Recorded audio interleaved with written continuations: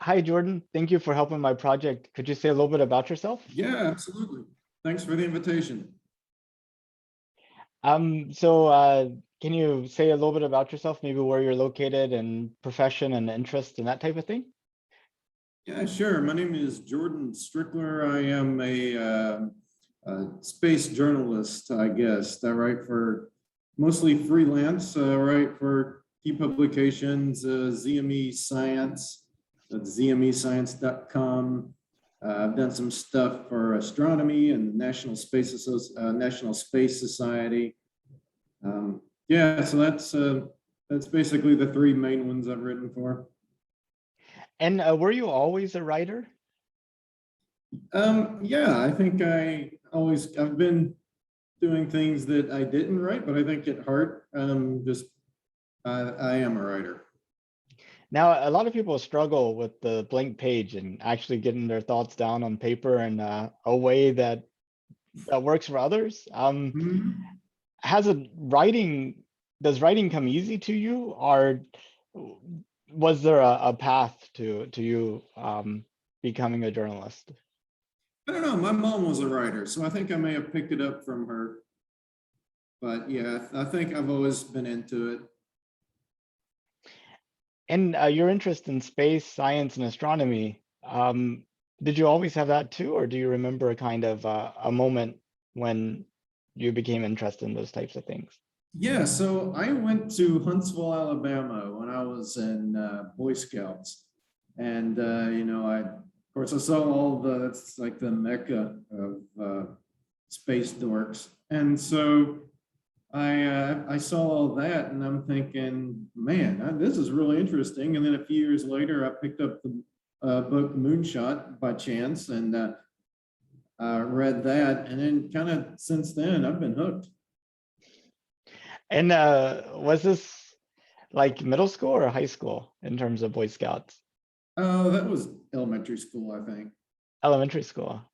So you Mhm. must have lived close by to Huntsville, Alabama. No, actually, I probably live, I don't know, I'm in Lexington, Kentucky, so it's a few hours away. Wow. Well, so it was definitely leave early in the morning, get there by about noon, stay a few hours, and get back before sunset. It was worth it. That is awesome. Well, as a journalist, you probably were listening to the National Space Council meeting where the idea of going back to the moon in 2024 was announced. I wasn't listening to it, but yeah, I was keeping up to date with it. Now, would it surprise you that most of the people I talk to at Starbucks and at the mall and on the street have no clue that we're going to the moon in 2024? Well, it's NASA, so it'd probably be more like 2034.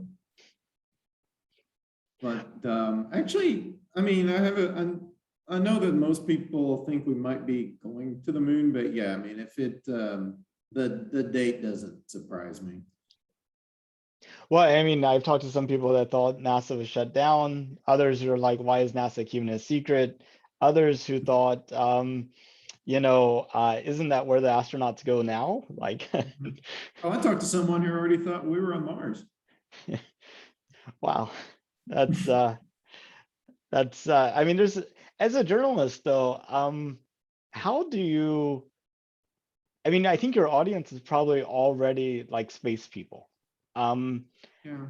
but what are your thoughts about how to kind of reach a broader audience? Is that something that you aim to do, or um, I don't know if it's something I aim to do. I would like to get more people involved in keeping track of it.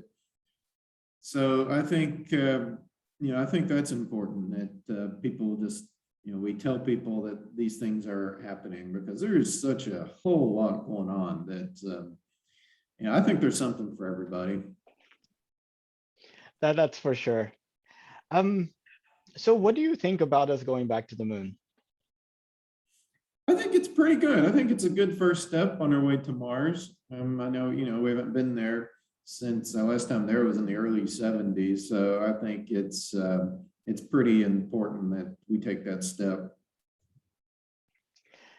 And as you see humanity progressing over the next decades, maybe even 100 years, 500 years, where do you see humanity headed? Um, that's a good question. Either a couple things, we're going to be extinct because of what we're doing to the world right now. Will be robots will control the world, or I think it'd be cool if, I don't know if you've seen Stargate, but I think that would really be cool if we were just able to, hop back and forth between planets. Yeah, there's actually a book called Pandora Star. I don't know if you've read that, if you read I science haven't, fiction. no. But basically it starts out with like the first human mission to Mars, and like these grad students at Stanford discover a way to actually do like the Stargate type thing.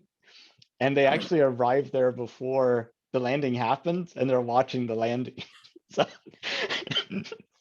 that's awesome. What was the name of it? Pandora Star. I'm gonna look it up. Peter Hamilton, I think, is the author. Um, but yeah, so at that point, space transportation becomes wormholes with trains. Uh, and so you take a train to Mars, going traveling through a wormhole. Uh, um, but I guess if it was safe and affordable, would you take a trip to space? Yeah, I probably would. It would be hard because I'm kind of afraid of heights, but I think once I got into space and saw the globe circling around, I think that would be really cool. So yeah, I'd probably do it. Now, I'm also afraid of heights, but I'm also learning to fly a Cessna 172, a really small airplane. Hmm. So put me on the top of a tall building, I feel really nervous. I have trouble going towards the edge. Um, Take me to an enclosed building where you can walk over a glass surface or a Hmm. transparent surface. I'm like nervous. But put me in a plane, I'm okay. Yeah. Flying a small plane. And I was wondering about your fear of heights. Um, does that i- is it similar to that, or is it different? I'm kind of probably more like you. Like if I get up into a building and look down, it's kind of, maybe a little bit scary. Once I get up in a plane, because I love flying, if it weren't for all the hassle about it. But once I get up in the plane, I love looking down. But it's weird. Once I get up, if I'm just in a tall building, I'm kind of like, well, I better look out. Have you ever been skydiving? I have not, and I probably won't. But would you consider going on a spacewalk? Yeah, maybe. I don't know. I wouldn't really know until I might. I probably would. Well, those are pretty much the questions I had, but did you have any questions for me or anything that you wanted to add? I think this is a really good, cool project you're doing. I looked at the website and looked at some of the interviews you've done, and I think it's really cool getting kind of an insider's views as well as the everyday people on the street. So I just want to put that out there. I think you're doing something good here. I really appreciate it. I plan to interview a person a day till the end of 2024, even if we don't make it back Mhm. to the moon. That's kind of my I cutoff date. So if Yeah. you know of any other people that would be willing to have a discussion, especially if they're quote unquote non-space people, I Mhm. I think since I started doing it on Zoom, that viewpoint's been a little underrepresented. Yeah, yeah, absolutely. And like I said, with NASA, who knows? If we go the way of the Webb telescope or the SLS, who knows when this will be? But I'm really looking forward to the day that we go back. We And did. there are a lot of because a lot of what I do is I write a lot about robotic exploration, and we got a lot of cool stuff that has been planned for Mars and the moon. So I would really take a look at, check out some of those rovers. We got all kinds of cool stuff coming down the pipe. That's true. And we did hear a little positive news, maybe, about the whole getting back to the moon. the dispute between NASA and the national team seems to have been settled today in favor of NASA. So it seems like SpaceX will be uh, building the human landing system Yeah. as it currently stands.